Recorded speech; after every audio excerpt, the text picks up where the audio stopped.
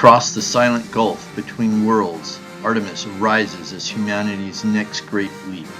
More than a mission, it is a return to the moon, to discovery, and to the ancient urge to explore what lies beyond the horizon. With new ships, new pioneers, and eyes set on Mars and beyond, Artemis makes the beginning of an epic space journey, where the moon is no longer the destination, but the gateway. The Artemis II rocket must gain speed second by second to escape the Earth's gravity and reach the moon. Every push from its engines adds momentum, carrying mass higher and faster. The simple principle of momentum is what makes space travel possible. But to achieve interstellar travel and reach faster than light speeds, we must completely reimagine our understanding of momentum. Let's start with the simple, familiar momentum that we learned in classical physics. In classical Newtonian physics, momentum is one of the simplest and reliable concepts. It is defined as mass times the velocity. Momentum grows proportionally as speed increases. There is no upper limit, no special speed, and no paradox. The equations behave exactly as our everyday intuition predicts. At the start of the 20th century, Einstein showed that Newtonian momentum fails at very high speeds. Momentum must account for the structure of space-time itself.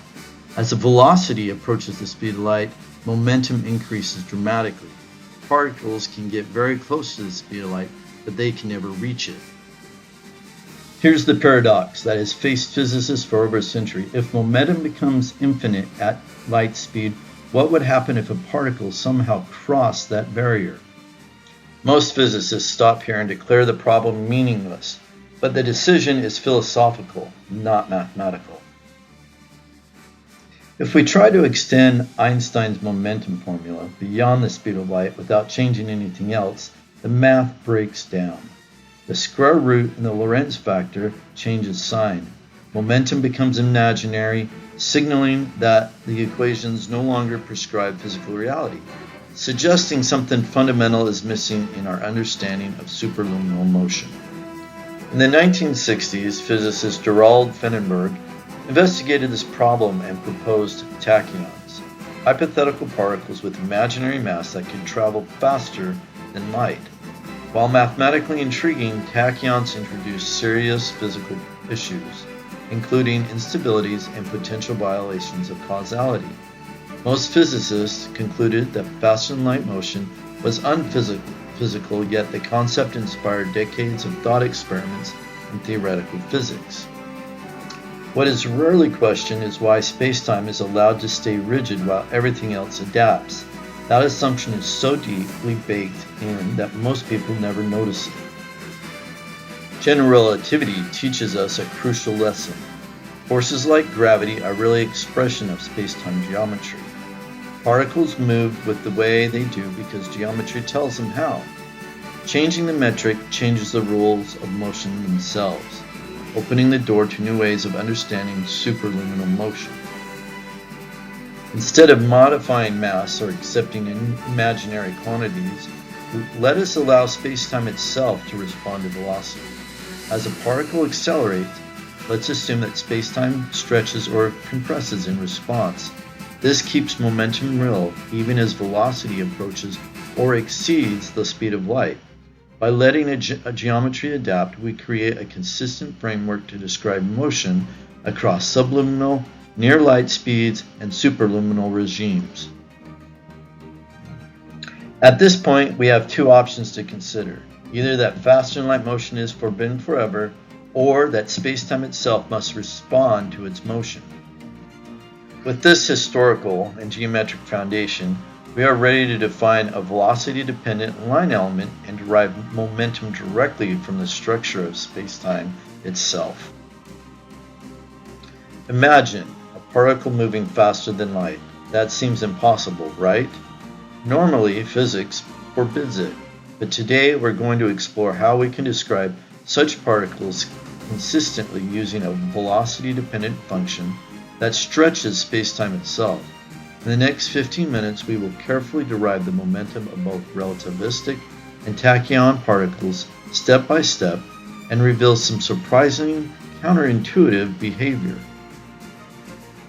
Most treatments of tachyons quietly fail by allowing imaginary momentum.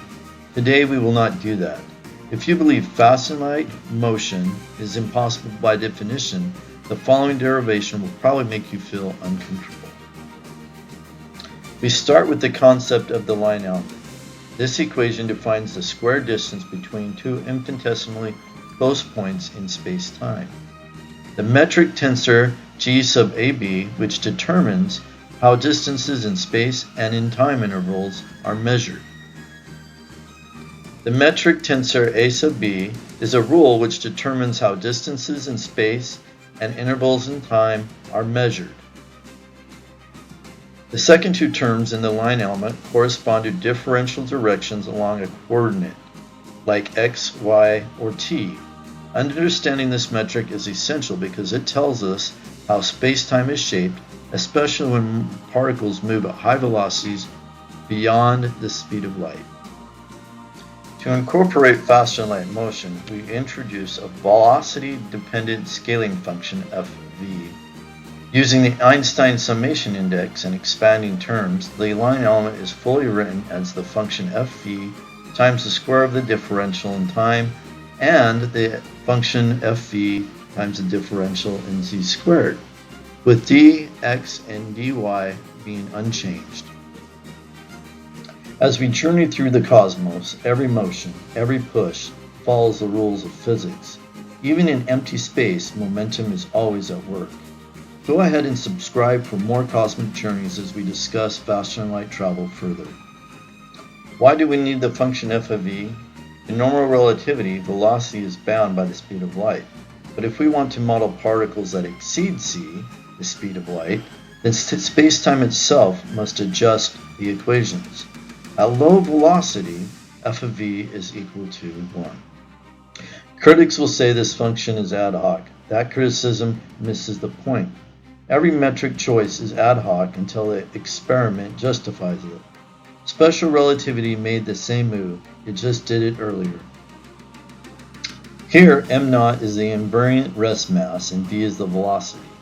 This form combines standard relativistic effects with the velocity-dependent metric factor f of v. Let us analyze the motion in both subluminal and superluminal regimes. This captures proper time along the particle's path. For tachyons and relativistic particles, we can expand the Lagrangian using the Einstein summation index. Next, we'll define the Lagrangian for the particle's motion. The general form is written at the square root of the metric coupled with the velocity terms. This gives us a clean starting point for computing momentum explicitly. Substituting our Lagrangian into the derivative and factoring out the constants, the momentum reduces to the following form. Canonical momentum is defined as the derivative of the Lagrangian with respect to velocity. This step separates the outer square root from the inner function. Next, we'll expand the inner derivative using the product rule. We'll apply the chain rule for the derivatives to the square root term to get the following equation. Applying the product rule to the inner derivative, we can get the expanded equation in the following form.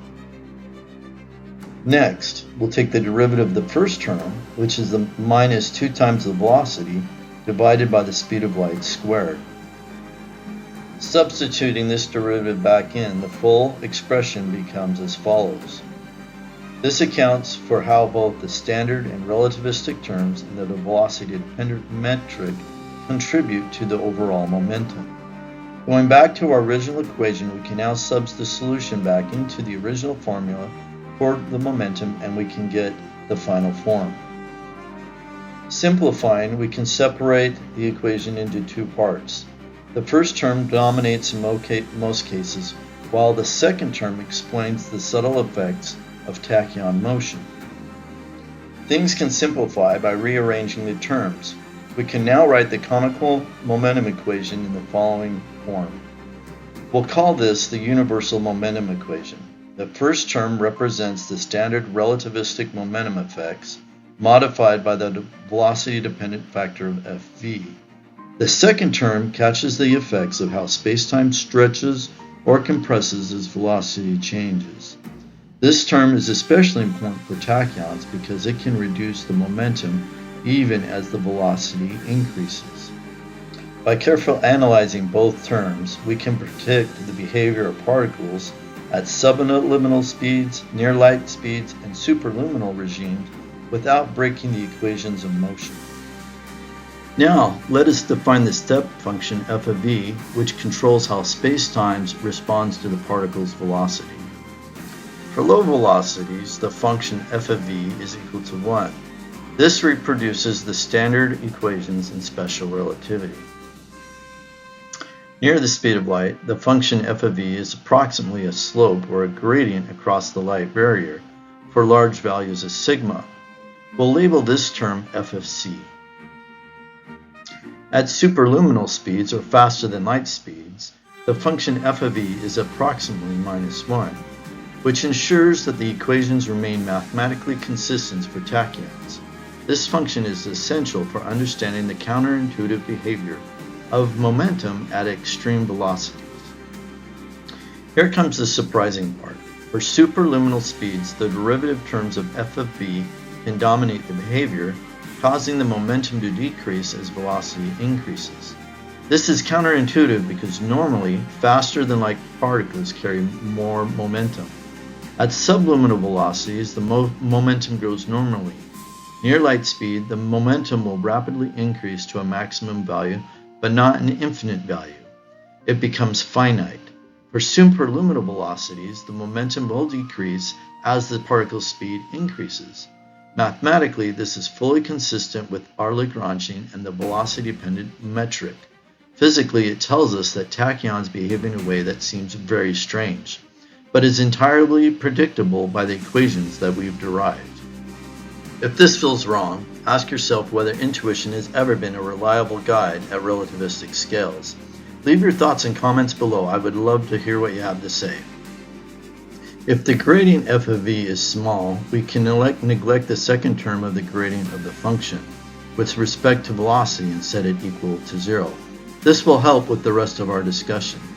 The momentum simplifies to the invariant mass time, the velocity multiplied by the square root that accounts for relativistic corrections. This is where interpretation splits. Some see a natural cutoff, others see a red flag. Which one you see says more about your assumptions than the math. Every flyby, every maneuver is a balance of speed, direction, and force. These same principles govern the behavior of faster than light particles theoretically. Let us return to subluminal speeds. Remember that f of v is equal to 1. This gives us the standard relativistic momentum found in special relativity. At luminal speeds, or light-like velocities, we get f of v is equal to f of c, which is approximately a slope or gradient across the light barrier. This means that momentum has a critically large value, but not an infinite value, presumably on the order of the Planck scale. The last regime we'll talk about is for superluminal speeds, or faster than light speeds, where the function f of v changes sign. It is now equal to -1. This creates a counterintuitive behavior where momentum can actually decrease with increasing velocity. The universe may hold shortcuts, but all motion is ultimately governed by momentum and geometry, whether real or theoretical. Let's summarize what we've learned. We started with a velocity-dependent line element, introducing the Lagrangian for relativistic and tachyon particles, and derived the canonical momentum. Recall, the step function f of v controls how spacetime stretches with velocity as it reacts to a particle's motion.